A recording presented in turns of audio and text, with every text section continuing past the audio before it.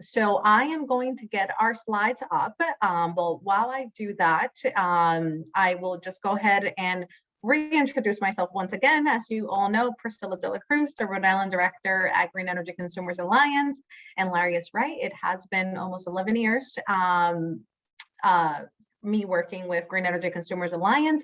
And I would say for the last 5 years or so, I've been working on what we'll be talking about today, community choice electricity, but our favorite flavor is called green municipal aggregation. So we'll get more into that. But I also want to take the time to recognize Kat Burnham. Kat is a dear past colleague of mine, and we were actually working together to get community choice off the ground during her time at Green Energy Consumers Alliance. So I am glad she is in our breakout group today and joining us. So now I'm going to go ahead and kick it over to Jamie. So Jamie can go ahead and introduce himself, his role with Good Energy, and get us started while I get our slides up. Thanks, Jamie. All right. I'm gonna fill the space while we get the slides ready and everything. So this will be fun. So my name is Jamie Rhodes. I am the sales manager and attorney for Good Energy, and we're going to be talking about everything that municipal aggregation, kind of what it entails. But my role primarily with the company is that I go and talk to our city councils, town councils, advocacy organizations, individual people, just to talk about what is aggregation and how does it work. And then I really, between myself and I know my colleague Patrick Roach from Good Energy is on here as well. We work with individual communities to develop their aggregation plans and then get them approved at the utility level or at the Public Utilities Commission. So we'll go into all of that, but my role tends to be from soup to nuts, working with the community to both introduce the plan, introduce the concept, help develop what the programs look like, and then to eventually implement them. So luckily we have a team behind us, but I tend to be the face for most of our Rhode Island communities of what we're working on. Wonderful. Thank you, Jamie. And I should also point out, as you all have heard already, we have Larry and Deborah joining us for our discussion. So I am very lucky that the president of our board, Deborah, is joining us, and also our executive director, Larry. So throughout the presentation, if there's something that Jamie and I missed or you want to emphasize during the presentation or during the discussion, please feel free to chime in. You have every right to do so. So with that said, we'll get going. And Jamie, I will have you get us started with giving us a closer look and description of what community choice is and the difference between our supply and delivery. Yeah, so obviously the first part is what is community choice aggregation? So as you can see on the slide here, there's two primary components of our electricity bill. There's how the electricity gets to us, the delivery, the wires, the poles, that hard infrastructure to actually transport electricity from its generation source to our home. And in Rhode Island, unless you live up in Burrillville, the Pasco Utility District, or on Block Island, it's National Grid that provides that distribution service, actually getting the electricity to your home. Now, since energy deregulation a couple of decades ago, you no longer have to get your electricity from National Grid. You can choose. It's the supply is your individual choice that you get to make. So right now, I see we still have this on the slide, but actually since January, National Grid provides a default supply, which is now called last resort service rather than standard offer service. But last resort service is what you get. So if you move into a community, you move into Rhode Island, you sign up with the utility and you want to turn your lights on, National Grid's providing that service as last resort. Now, what community choice aggregation does, it says that it allows a community to come together and say, I think we want a different default. If we come in and if somebody moves into our community and we don't want to have National Grid as our default provider, let's find somebody else. And giving all the other pieces that we'll talk about, the community choice aggregation is really about that. The municipality, a city or town government, kind of bundling together the supply needs of an entire community, the residential, commercial, perhaps even some of the industrial customers, and saying, let's provide a new alternative supply that kind of fits both the needs of our individual community when it comes to climate policy, as well as potentially get a lower rate than what National Grid has been able to provide thus far. Should we go to the next? There we go. All right, so I can jump into this part. Our favorite flavor of community choice is green municipal aggregation.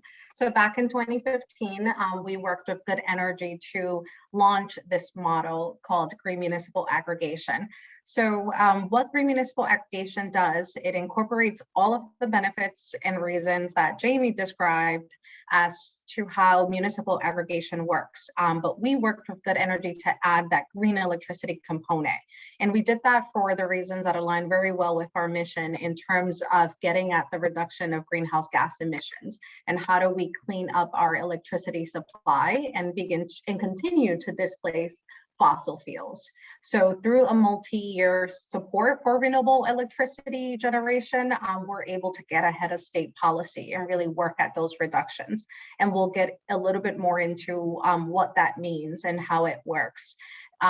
What is really encouraging since we've launched the model going back to 2015 is that communities in Massachusetts started by adding just an additional percent of 5% renewable energy, which is very impactful when it comes to getting ahead of state policy.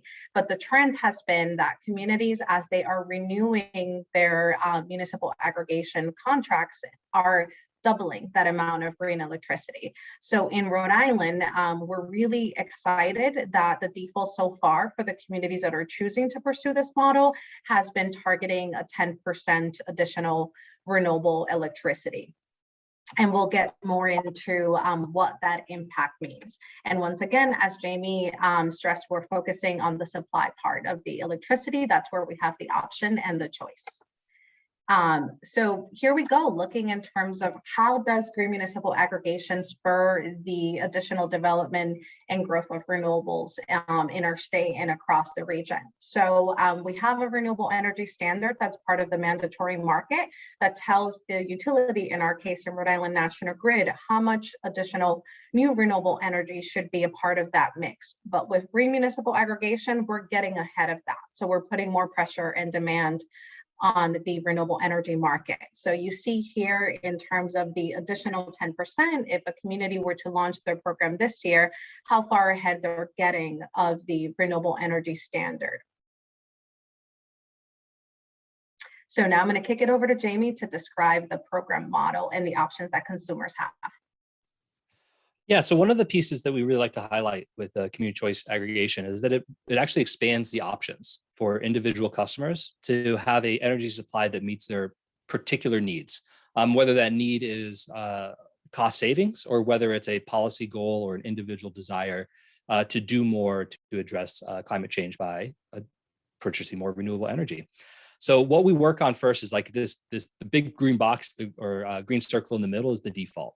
So once again, a lot of folks don't spend time shopping around for electricity supply. It's just not high on the list of things to do. And there always has to be a default service.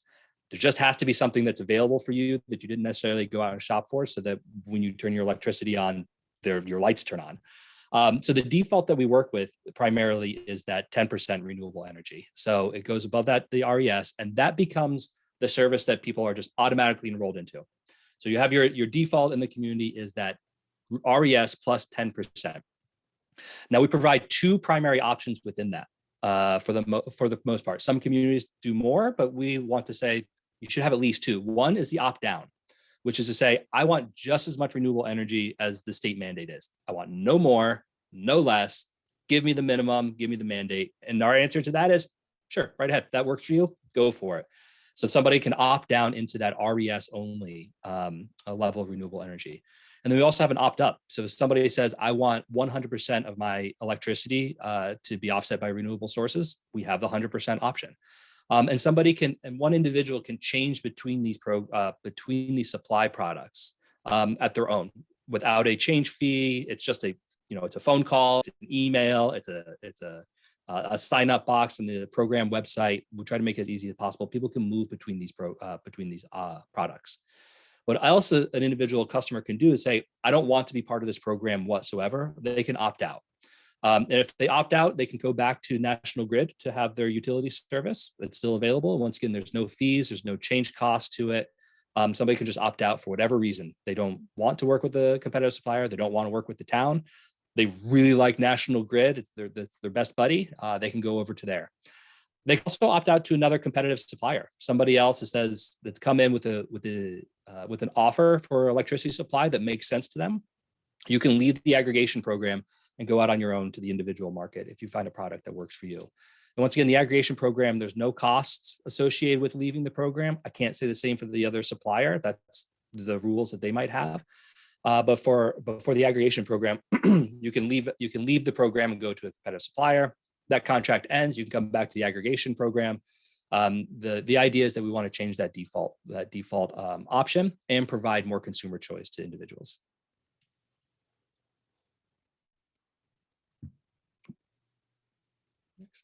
Oh, yes. And so the steps, I see we've got different ways we kind of put these steps into different types of boxes, depending on who we're talking to. But the idea behind the aggregation program is it really wants to be community led. We want to make sure that both the councils, advisory groups, community groups all have an opportunity to weigh in on what the electricity supply would be. And we like to think that this is one of the benefits of the program, as opposed to National Grid just saying, this is what we're going to do that meets the state rules. It's an opportunity for a community to come together and say, what should our electricity supply look like? What reflects our values? And the way that it begins is that a council, town or city council passes the resolution saying, we want to create a plan. You got to start first of like, what is the plan? What are we seeking to accomplish? And usually, for the most part, at least in Rhode Island, the way that has worked in Massachusetts is that they seek out a consultant to help develop that plan. Good Energy is one of the companies that does that. Obviously, we're the ones that like to work with Green Energy Consumers Alliance, so we're happy to have you all on board. But what the consultant does is then works with the city staff, with the feedback groups, the existing structures to say, let's get a draft plan together of how this program is going to operate. Once we have a draft available, we put it out to the public and host at least one public meeting that's generally hosted by the city or town council to get review. What's the feedback that's there? Is there not enough renewable energy? Are there not enough options? Are there consumer protection provisions we want to make sure get put into the plan? Are we doing enough education and outreach? Do we have all the right organizations and media outlets identified so that we can tell folks that this is going to be happening? And the plan gets revised both through that feedback, that public meeting, as well as through the town and city council being able to amend the plan prior to approval. But once it reaches that final draft form, the city or town council approves it and submits it to the Public Utilities Commission to review. The Public Utilities Commission is making sure, is this consistent with state law? Is this what has been authorized by the General Assembly? Okay, good, we've got that. But that's also an opportunity for any member of the public, the Division of Public Utilities and Carriers, to raise questions or to address any issues around low-income ratepayers. Anything that we might have missed through the city or town process gets to come up with the Public Utility Commission. They also host another public meeting on it, so there's another opportunity for that engagement. Following the approval, we work with after the approval of the plan at the Utilities Commission, we're able to get the usage data of like, okay, what does the actual load look like here? How does it break down by classes so that we can put a bid together to the competitive suppliers across the country. Now, this involves a fair amount of give and take, making sure we know what they're looking for when it comes to expanding into new markets. They know what we're looking for as far as how much electricity is going to be needed. So we put those bids together and solicit actual hard bids. What's the per kilowatt hour rates that you are able to offer the communities that we're working with?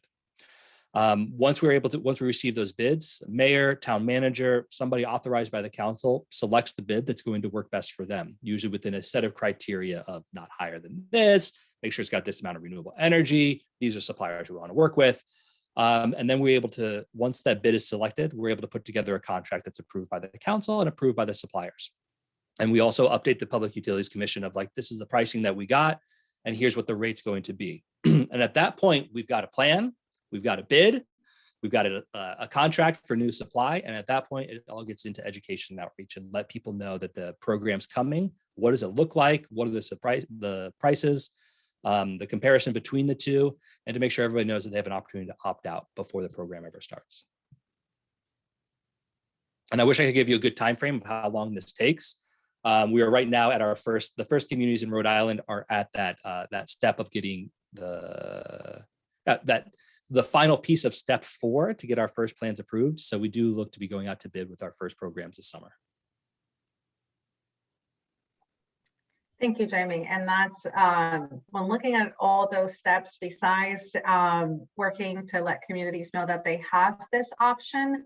And then, of course, all of the fun begins with working to develop the program, but it's exciting to think about being able to go out into a community and start talking about where our electricity comes from and the options that we have, and adding additional renewable energy and what that means in terms of impact.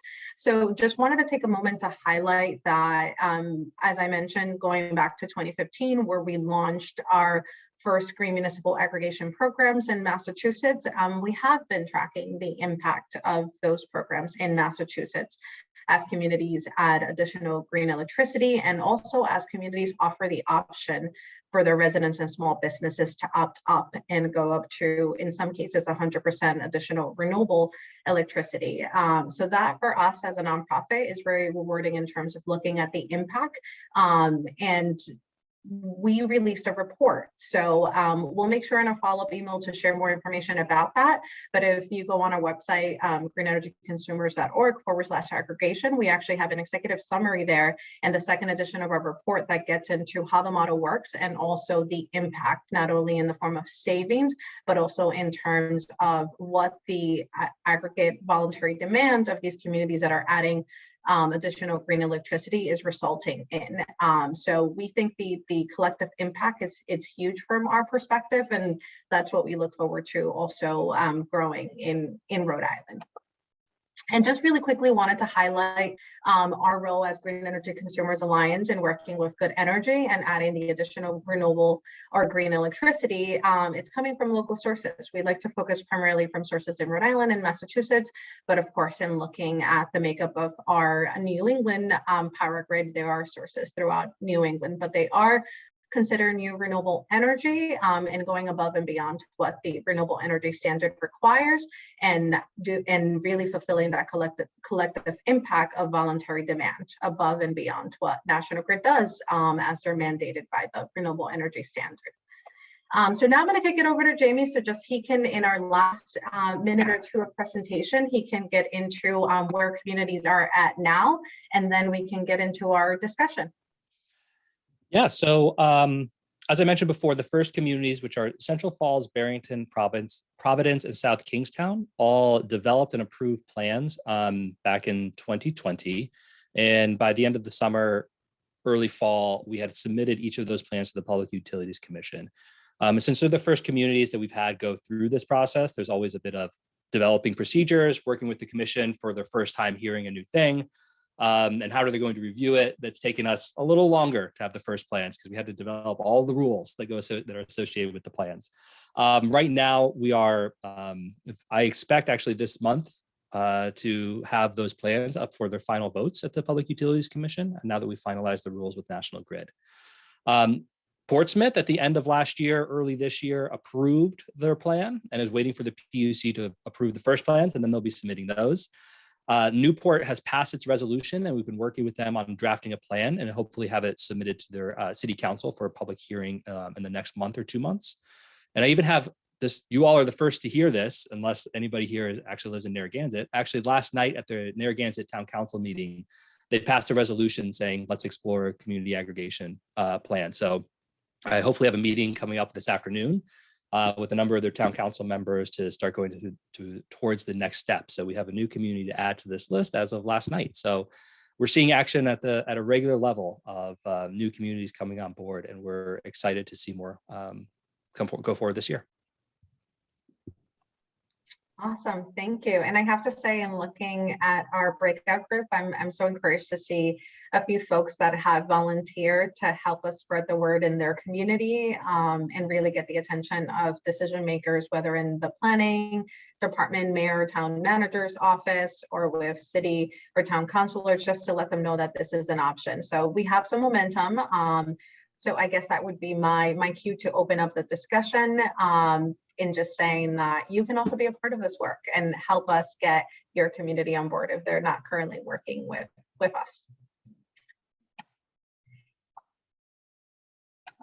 And I am going to go ahead and scroll through in case folks are raising their hands.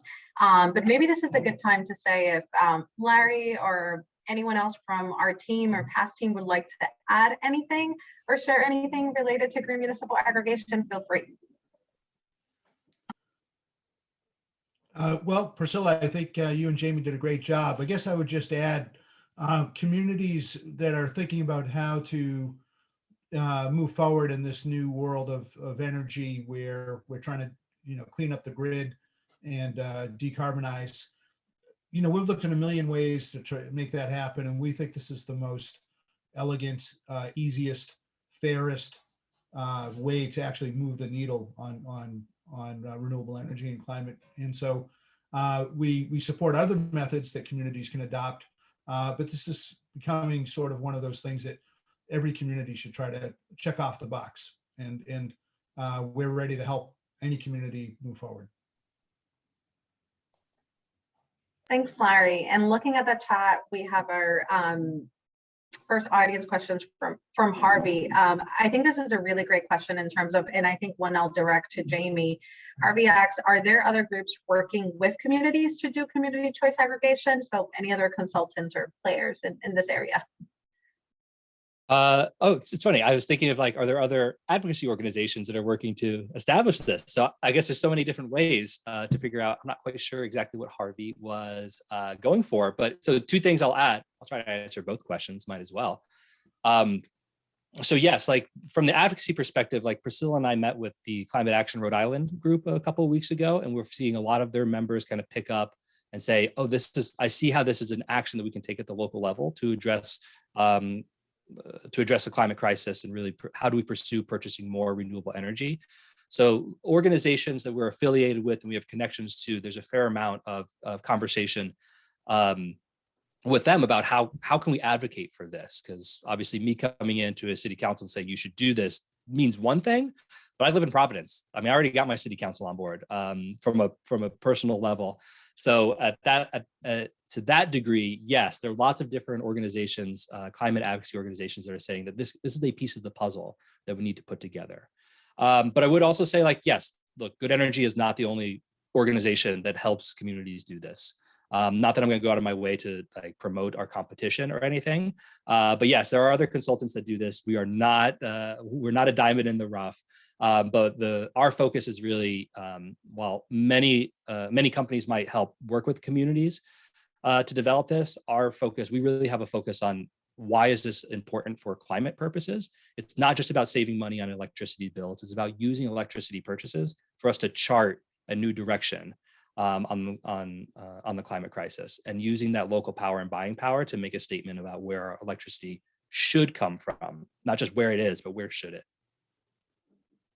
Thank you for that, Jamie. And I'll add in terms of the perspective from other advocacy groups, we have had other nonprofits support and endorse the model. So a good number of the members of the Environment Council of Rhode Island, which is the umbrella organization for about 60 nonprofits in the state, has been supportive of this model, really going back to when we were working when Kat Burnham and I were working with Representative Deb Verduro to change certain aspects of the municipal aggregation law, just to make it less onerous for cities and towns that wanted to pursue green municipal aggregation. So we've had support from other advocacy groups and helping us get the word out there, and also back when we were trying to make the necessary legislative changes. And I will pause there. I think I see Kevin, you're off mute. Did you want to chime in with a question or thought? Right. So, I want to advance this in Cumberland. What are the first steps? Great question. So Good Energy and I, including Jamie and his colleague Patrick, we've actually been working to finalize some materials that are going to make it really easy for you to either submit a letter directly to the council president or anyone in the city or town council that, or if you wanted to send it to all council members and saying this is an option and this is how it works, let's talk. Or if there's a community or advisory group in your community that tends to be very active For example, some cities and towns tend to have a sustainability committee or an advisory planning committee that's very active in engaging with the council. So those also tend to be really good bodies to engage and send a letter to. We also now have the video, which I think most of you might have had a chance to see. In about 3.5 minutes or so, we describe what it is and how communities are taking advantage of it.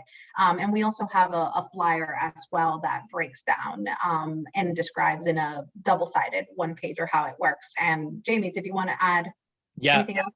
I mean, I think the first step is for this to happen, a town or city council needs a sponsor. That needs a leader that's willing to say, I'm going to move this through the council. I'm going to be responsible for this, just like every piece of legislation or ordinance needs. So the first thing is, who's the champion? Who's the climate champion on the council that's going to say, I'm going to bring this here and we're going to make it happen. And then from there, all it takes is conversations. Is it lobbying with other council members? Is it making sure there's a presentation to the council as a whole? But in the end, how do you start? Is that we find and identify that champion and we give them every tool they need to move this through their administration and through their council. Thanks, Jimmy. And I will say, yeah, the sponsor makes a huge difference. Like, for example, when we were trying to get this going in Providence, then Council President Sabina Matos, now Lieutenant Governor of our state, introduced that enabling resolution to get this going in Providence. So that made a huge difference and then the council president being able to advocate for the model and also work with her colleagues to gain additional endorsement and sponsorship of that resolution. And we're starting to get more questions on the chat. So I'm gonna just move around a little bit here. So just know I won't go in the order because I want us to stick to the program specific questions, and then we can get into more policy oriented questions. So there's a question here, and actually looking to Trisha's question here about what is the difference between GMA or Green Municipal Aggregation and the GREENA program. So thank you so much for that question. So as a nonprofit, we have traditionally provided an individual sign-up program where folks can decide to green their electricity by paying a little bit extra that's tax deductible and greening up their electricity. So it's similar that we're using the same type of program mechanisms and being able to match someone's electricity usage coming from local sources and displace fossil fuels in our electricity mix. But the big difference here and the key is that we're doing this now at scale, where communities as a whole can decide to add additional renewable energy and provide green electricity to all of their consumers. And Larry, did you want to chime in on that end or any other end? Just to say, we're very proud of the fact that we were one of the first organizations in the country to offer people a chance to get green electricity for their home or business. But honestly, you know, we're here to try to change the world, and aggregation is just more efficient. It's we can do it at scale. We can deliver renewable energy to the grid at a lower cost to ratepayers. So it's more of a wholesale transaction, or if you will. We buy larger amounts of renewable energy so we can get better prices. We only have one contract with the supplier of the town that we're going to deal with. So it's by that basis, I think it wins. So we may lose some individual members, if you will, who decide to go with the aggregation, but we hope to be serving the whole aggregation in total. And, you know, if everyone in the town's buying 10 or 20% more renewable energy than required by the state, then it adds a lot. And so we're very pleased to be part of this movement. And the follow-up question that we have on the chat from Allison, what do we anticipate the rates to be compared in comparison? So Jamie, I'll go ahead and kick this one over to you first in terms of the bid rates and bidding process. And then I would like Larry to chime in afterwards and talk about what the data is telling us so far in one of his recent blogs on the topic. Go ahead, Jamie. Awesome. Yeah, so one thing that we always say is that we can't guarantee rates against like National Grid Service because we don't know what their rates are going to be in the future.